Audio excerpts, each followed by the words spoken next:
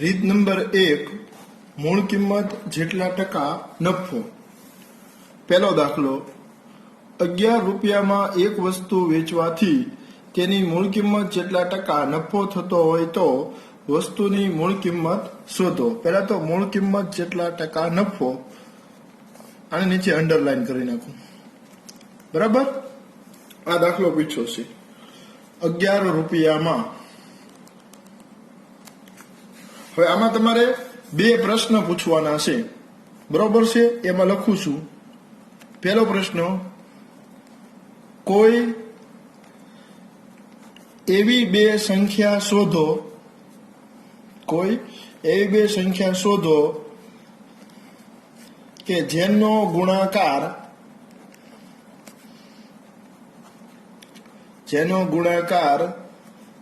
11 થતો હોય. 11 એટલે તમે રકમમાં જે વેચાણ કિંમત કીધી હોય ને તે કીધું છે ને, 11 રૂપિયામાં એક વસ્તુ વેચવાથી તેના મૂળ કિંમત જેટલા ટકા નફો થતો હોય તો વસ્તુની મૂળ કિંમત શોધો. નંબર 2, તમને તમારી સરળતા ખાતર કહી દઉં કે 200 થી નાની સંખ્યા હશે ને તો તમને 11 થી 20 ની અંદર જ મળી જશે, એટલે તમારે એમાં કઈ બહુ જાજુ ચિંતા નહીં રહે. બરાબર? અચ્છા, હવે આપણે કોઈ એવી બે સંખ્યા શોધો કે જેનો ગુણાકાર 11 થતો હોય, પરંતુ યાદ રાખજો મિત્રો, પરંતુ શબ્દ, તે બે સંખ્યા વચ્ચે 10 નો તફાવત હોય. 10 નો તફાવત હોય. અચ્છા, હવે તમે એ બે સંખ્યા ગોતો તો એ બે સંખ્યા કઈ આવી શકે? બરાબર છે કે તો એ બે સંખ્યા આવશે 11 એકા 11. ઓકે, હવે બીજો રૂલ સાંભળો, બીજો નિયમ તમને કહી દઉં કે આ બે માં જે નાની હોય, આ બે ની અંદર જે નાની હોય, જો 11 ગુણ્યા 1 કરો તો 11 મળી ગયા, 11 માંથી 1 બાદ કરો તો 10 મળી ગયા. એટલે આ જે મેથ્સનો જે શોર્ટકટ નિયમ છે એ આપણે સંતોષી નાખ્યો. હવે સહેજ વિચારવાનું છે કે આ બે માં નાનું કોણ? તાકે 1, એની પાછળ મીંડું લગાડી દો દાખલા તરીકે. એટલે 10 છે એ તમારો જવાબ, એટલે કે થઈ જશે મૂળ કિંમત ₹10 હશે. ઓકે, બીજો દાખલો છે 119 રૂપિયામાં એક વસ્તુ વેચવાથી તેની મૂળ કિંમત જેટલા ટકા નફો થતો હોય તો વસ્તુની મૂળ કિંમત શોધો. તો આપણે સેમ આ નિયમ બગાડશું. કયું? કે કોઈ એવી બે સંખ્યા શોધો કે જેમનો ગુણાકાર 119 થતો હોય, પરંતુ તે બે સંખ્યા વચ્ચે 10 નો તફાવત હોય. ફરી એકવાર તમને મદદરૂપ થાઉં છું કે 200 ની નીચે તમારી વેચાણ કિંમત હોય એટલે તમારો જવાબ 11 થી 20 ની અંદર તમને મળી રહેશે. બરાબર છે? તો 11 થી 20 ની અંદર કોઈ એવી બે સંખ્યા પસંદ કરો કે જેનો ગુણાકાર 119 થતો હોય અને એ બે સંખ્યા વચ્ચે તફાવત 10 નો હોય. તો એ બે સંખ્યા થશે 17 119. બરાબર? હવે બીજો નિયમ, દેશી નિયમ, 17 અને 7 માં નાનું કોણ છે? તાકે 7 જે નાનું હોય એની પાછળ મીંડું લગાડી દો તો શું બની ગયું? તો એ મીંડું લગાડેલી સંખ્યા થઈ ગઈ છે 70. એનો મતલબ એમ થયો આ દાખલામાં વસ્તુની મૂળ કિંમત ₹70 હશે. ઓકે, 171 રૂપિયામાં એક વસ્તુ વેચવાથી તેની મૂળ કિંમત જેટલા ટકા નફો થતો હોય તો વસ્તુની મૂળ કિંમત શોધો. અચ્છા, 171 રૂપિયામાં એક વસ્તુ વેચવાથી તેની મૂળ કિંમત જેટલા ટકા નફો થતો હોય તો વસ્તુની મૂળ કિંમત શોધો. ફરીથી આ રીત નંબર 1 ની અંદર 171 200 કરતા નાના છે એટલે મને 11 થી 20 એનો જવાબ મળી જશે. પહેલો એક પ્રશ્ન પૂછું છું, કોઈ એવી બે સંખ્યા શોધો કે જેનો ગુણાકાર 171 થતો હોય, એટલે કે આપણી વેચાણ કિંમત થતી હોય, પરંતુ તે બે સંખ્યા વચ્ચે 10 નો તફાવત હોય. તો એ બે સંખ્યા તમને હું કહું છું, એ આવશે 19, 90, 171. 200 ની નીચે હોય ને એટલે આપણને 11 થી 20 મળી જ જશે. આપણે પ્રેક્ટિસ કરવાની, બરાબર છે. જીવનનો સવાલ હોય તો થોડી પ્રેક્ટિસ કરવાની, તો તમને સારું આવડશે. હવે બીજું, આ બે ની અંદર તમે જુઓ 19 અને 9, આ બેમાં નાનું કોણ? જે નાનું હોય એની પાછળ એક મીંડું લગાડી દો. એટલે કે જેની પાછળ તમે મીંડું લગાડ્યું છે એ તમારી વસ્તુની મૂળ કિંમત બની જશે. એટલે કે અહીંયા આગળ આપણે જોઈ શકશું કે વસ્તુની મૂળ કિંમત ₹90 હશે. ઓકે, ચોથો દાખલો લઈને આવ્યો છું. 144 રૂપિયામાં એક વસ્તુ વેચવાથી તેની મૂળ કિંમત જેટલા ટકા નફો થતો હોય તો વસ્તુની મૂળ કિંમત શોધો. ફરીથી તમને કહી દઉં છું, આ 144 છે, 200 કરતા નાની સંખ્યા છે, એટલે 11 થી 20 મળી જશે. એટલે આપણું ધ્યાન તમે 11 થી 20 તરફ કેન્દ્રિત કરી રાખો. અચ્છા, હવે હું તમને દર વખતની જેમ એક સવાલ પૂછીશ. કોઈ એવી બે સંખ્યા શોધો કે જેનો ગુણાકાર 144 થતો હોય, એટલે કે આ દાખલાની વેચાણ કિંમત, પરંતુ તે બે સંખ્યા વચ્ચે 10 નો તફાવત હોય. તો તમને એ ખબર પડી જ જશે. 18, 144. હવે બીજો પ્રશ્ન, 18 જે મળેલ સંખ્યા છે એ બેમાં નાનું કોણ? તો તમે કહેશો 8. એની પાછળ મીંડું લગાડી દો તો 80 તમારો જવાબ થઈ ગયો.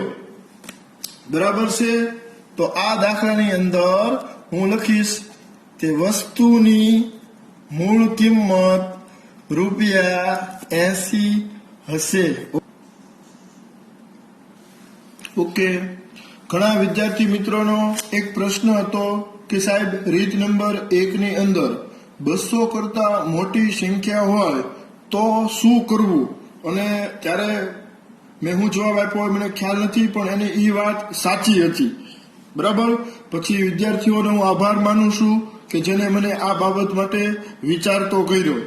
અચ્છા, તો 200 ઉપર સંખ્યા હોય તો આ 231 કે 231 રૂપિયામાં એક વસ્તુ વેચવાથી તેની મૂળ કિંમત જેટલા ટકા નફો થતો હોય તો વસ્તુની મૂળ કિંમત શોધો. સેમ નિયમ લાગુ પડશે. સેમ જે આગળ 1 થી 4 દાખલામાં આપણે નિયમ લગાડ્યો હતો એ જ તે, કે કોઈ એવી બે સંખ્યા શોધો કે જેમનો ગુણાકાર 231 એટલે કે વેચાણ કિંમત હોય અને એ બે વચ્ચેનો તફાવત 10 હોય. હવે અહીંયા આગળ વિદ્યાર્થી મિત્રો આ બધી જે સંખ્યાઓ હતો 200 ની નીચે એ આપણને 11 થી 20 મળી ગઈ હતી, એટલે આપણને બહુ ગભરાહટ નહોતી થતી. બીજું, 200 કરતા આ મોટી સંખ્યા છે, આ કઈ રીતે ગોતવી? તો આપણી આગળ એક દિવ્યાસ્ત્ર છે જ તે, જેનો પાર્થ તમારે ઉપયોગ કરવાનો છે. એટલે કે 231 ના અવિભાજ્ય અવયવની રીતે અવયવ પાડીશું. બરાબર છે. હજી એક તમને આગળ દાખલો ગણતા પહેલા એક વાત કરી દઉં, આ પ્રકારના આટલા અઘરા દાખલા પૂછાયેલા નથી, પણ આપણે ગણિતને એક રમત તરીકે લઈએ છીએ, એટલે આપણે પ્રેક્ટિસ કરવી જરૂરી છે. પ્રેક્ટિસ કરી નાખો. કદાચ થોડું અઘરું પેપર નીકળ્યું હોય તો તમે મુશ્કેલીમાં મુકાશો નહીં. તમને આવડશે અને તમને ગણવાની પણ મજા આવે એવો હું પ્રયત્ન કરું છું. અચ્છા, હવે જો 231 છે એને મારે ખેના વડે ભાંગવું છે, તો આપણને ચાવીઓ યાદ હોવી જોઈએ, કેમ કે 2 આરવાર નહીં ચાલે. હવે 3 આરવાર ચલાવી જોવી. તો 3 × 21, 2 3 × 21 77, 7 11 11 અને 1. હવે 200 ઉપર ગયું હોય ને એટલે તમારે પહેલો બીજું અને પછી વધે એનું તમારે જોડકું બનાવી નાખવાનું. એટલે જો 3 × 21 બરાબર, અને એને ગુણ્યા 11. મિત્રો 21 × 11 કરશો એટલે તમને 231 મળી જશે। એટલે પહેલી શરત સંતોષાઈ ગઈ કે કોઈ એવી બે સંખ્યા શોધો કે જેનો ગુણાકાર 231 થતો હોય। તો તમે કીધું 21 ગુણ્યા 11। હવે નિયમ નંબર 2, એ બેમાં જે સંખ્યા નાની છે એની પાછળ મીંડું લગાડી દો। તો આ 11 છે, એની પાછળ હું મીંડું લગાડી દઉં તો હું બની જાય 110। તો ઈ તમારો આવી ગયો જવાબ કે વસ્તુની મૂળ કિંમત ₹110 હશે। Okay okay. હવે જો છઠ્ઠો દાખલો છે, 375 રૂપિયામાં એક વસ્તુ વેચવાથી તેની મૂળ કિંમત જેટલા ટકા નફો થતો હોય તો વસ્તુની મૂળ કિંમત શોધો। સેમ મારો પ્રશ્ન છે કે કોઈ એવી બે સંખ્યા શોધો કે જેનો ગુણાકાર 375 થતો હોય પરંતુ તે બે સંખ્યા વચ્ચે 10 નો તફાવત હોય। અચ્છા, તો હવે આપણે 375 મને મોઢે નથી આવડતું, તો હું શું કરીશ? અવિભાજ્ય અવયવની રીતે અવયવ પાડીશ। પહેલા 3 હારોહાર હલાવું છું, કેમ કે 3 અંકોનો સરવાળો જો 3 વડે ભાંગી શકાતો હોય તો તે સંખ્યાને પણ 3 વડે ભાંગી શકાય। 5 ને 7 12 ને 3 15, 15 ને 3 વડે ભાંગી શકાય છે, એટલા માટે આ સંખ્યાને ભાંગી શકાય। અને આને 3 વડે ભાંગો, 3 એકા 3, 3 દુ 6, 1 5, 3 પંચા 15। હવે જો 5 ને 2 7 ને 1 8, 3 ના ઘડિયામાં 8 નો આવે એટલે આને 3 વડે નો ભાંગી શકાય। 3 પછીની અવિભાજ્ય સંખ્યા 5 છે। 5 ની ચાવી છે જે સંખ્યાનો એકમનો અંક 5 અથવા 0 હોય તે સંખ્યાને 5 વડે ભાંગી શકાય છે। એટલે 125 ને 5 વડે ભાંગો એટલે 25। હવે તો આવડે? 25 25, 5 એકા 5। મેં કીધું હતું ને આમાં આવી રીતના બે ભાગ પડે, આ બે અને આ બે, બરોબર। અહીંયા ઉપરના દાખલામાં 11 એકલા હતા। 3 પંચા 15 ગુણ્યા 25 25, તો 15 ગુણ્યા 25 કરો એટલે તમને 375 મળી જાય, બરોબર ને। અને એ બે નો તફાવત છે એ 10 આવી જાય, એટલે મારી બંને શરત સંતોષી નાખી। હવે તમે જુઓ 15 અને 75 આ બેયમાં નાનું કોણ? તાકે 15, બરાબર છે ને। જે નાનું છે એની પાછળ એક મીંડું લગાડી દો તો કે 150। તો કે આ દાખલામાં વસ્તુની મૂળ કિંમત ₹150 હશે। ઓકે, ચાલો 7મો દાખલો છે, 600 રૂપિયામાં એક વસ્તુ વેચવાથી તેની મૂળ કિંમત જેટલા ટકા નફો થતો હોય તો વસ્તુની મૂળ કિંમત શોધો। આવા દાખલા એટલા અઘરા ક્યાંય પૂછાણા નથી ભાઈ, પણ આની અંદર તમને બહુ મજા આવશે। દાખલા તરીકે આપણો પહેલો સવાલ છે, 600 કોઈ એવી બે સંખ્યા શોધો કે જેનો ગુણાકાર 600 થતો હોય અને ઈ બે સંખ્યા વચ્ચેનો તફાવત 10 હોય। હવે તમે વિચારશો કે સાહેબ તો 600 આવી ગયું, હારું કેટલું બધું અઘરું પડશે, પણ યાદ રાખો છેલ્લે બે મીંડા હોય ને એના માટે પણ મેં એક સરળ રીત ગોતી છે, તમને મળી જશે। દાખલા તરીકે તમારે ગુણાકાર છે એ 600 લાવવો હશે તો પેલા બે મીંડા ચેકી નાખો, હાલો ચેકી નાખ્યા। હવે શું દેખાય છે તમને? ખાલી 6। તો કોઈ એવી બે સંખ્યા ગોતો કે જેનો ગુણાકાર 6 થતો હોય પણ એ બે સંખ્યા કેવી હોવી જોઈએ? ક્રમિક હોવી જોઈએ, સમજ્યા તમે? દાખલા તરીકે 6 એકા 6, તો 6 અને 1 એ ક્રમિક નો કહેવાય, એ બે વચ્ચે 5 નો તફાવત છે, 1 નો તફાવત હોય ને એને ક્રમિક કહેવાય। તો તમે કેવો 3 દુ 6, 3 દુ 6, બરાબર છે? થઈ ગયું 3 દુ 6। તો આપણે લાવવાના હતા 600, તો બે ને એક એક મીંડું પેલા આપી દો તો જો એ સંખ્યા મળી ગઈ કે કોઈ એવી બે સંખ્યા શોધો કે જેનો ગુણાકાર 600 થતો હોય અને એ બે વચ્ચેનો તફાવત 10 હોય, તો 30 અને 20, 3 માંથી 2 જાય તો 1। આપણે બે દેશી રીત છે આ એ બે શોધી હતી, તો મળી ગયું આપણને, પહેલી શરત સંતોષી નાખી। હવે શરત નંબર 2 કે આ મળેલ સંખ્યામાં જે સંખ્યા નાની છે, તમે 20 નાની છે, એની પાછળ એક મીંડું લગાડી દો, તો આ લગાડી દીધું, તો 200 છે એ શું બની ગયું? વસ્તુની મૂળ કિંમત। ઓકે, જોઈએ 8મો દાખલો છે 2000 રૂપિયામાં એક વસ્તુ વેચવાથી તેની મૂળ કિંમત જેટલા ટકા નફો થતો હોય તો વસ્તુની મૂળ કિંમત શોધો. તો હવે મારો સવાલ છે કોઈ એવી બે સંખ્યા શોધો.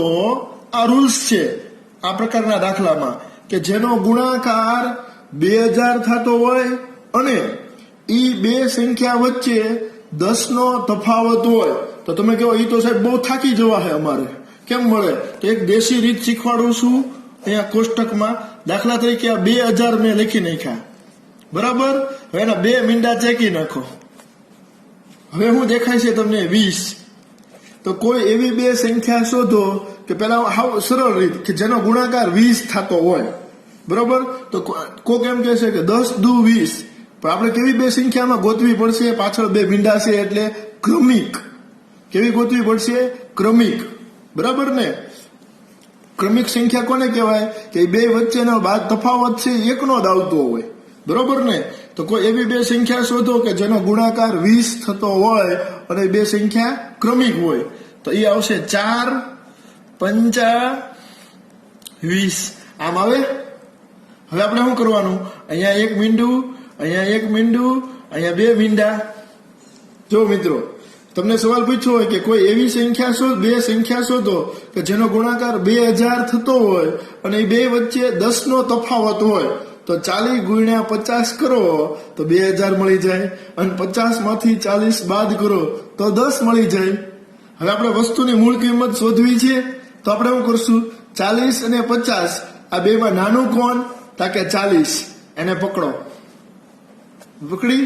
હવે રૂલ્સ નંબર 2 કે એની પાછળ એક મીંડું લગાડી દીધું 400. તો 400 છે એ શું બની ગઈ? વસ્તુની મૂળ કિંમત. ઓકે. હવે જોઈએ 1200 રૂપિયામાં એક વસ્તુ વેચવાથી તેની મૂળ કિંમત જેટલા ટકા નફો થતો હોય તો વસ્તુની મૂળ કિંમત શોધો. તો પહેલા તો મારે એ શોધવું છે કોઈ એવી બે સંખ્યા કયો જેનો ગુણાકાર 1200 થતો હોય. તો પહેલા તમારે કેવું કરવાનું ખબર? આ બે મીંડા મેં તમને કીધું ને એ જ શીખવાડું છે. દાબી દેવાના છે. તો દાબી દીધા. હવે 12 દેખાય છે. કોઈ એવી બે સંખ્યા કયો તો જેનો ગુણાકાર પેલા 12 થતો હોય, બરોબર ને? તો કે 3 ચોક 12. પછી બે મીંડા દાબ્યા હતા એટલે આ બાજુ કુલ બે મીંડા આવવા જોઈએ. જુઓ 30 ગુણ્યા 40 કરો તો 1200 થઈ ગયા અને 40 માંથી 30 બાદ કરો તો 10 થઈ ગયા. હવે આપણે શું કરવાનું છે ઈ જો કે 30 અને 40 આ બંનેમાં નાનું કોણ છે? તા કે 30. તો 30 નાનું છે, એની પાછળ એક મીંડું લગાડી દો તો 300 છે એ થઈ ગયો તમારો જવાબ. એટલે અહીંયા આગળ વસ્તુની મૂળ કિંમત આવી જશે ₹300 હશે. ચાલો અહીંયા આગળ આપણે રીત નંબર 1 પૂરી થાય છે અને એસાઇનમેન્ટ બનાવ્યું છે એ મેં મોકલી દઈશ તમને. એ તમે ગણી નાખજો. એ તમે જોજો તમને કેટલું સમજાણું છે. રીત નંબર 1 ની અંદર કુલ મેં 6 દાખલા ગણીને મોકલેલ છે. એ એસાઇનમેન્ટની અંદર હશે. આ 9 દાખલા તમે પ્રેક્ટિસ કરજો અને જો એ ખરેખર તમને સમજાઈ ગયા હશે તો ઓલા 6 દાખલા આવડશે. નહીતર ક્યાંક આપણને વધારે મહેનતની જરૂર પડશે. ઓકે.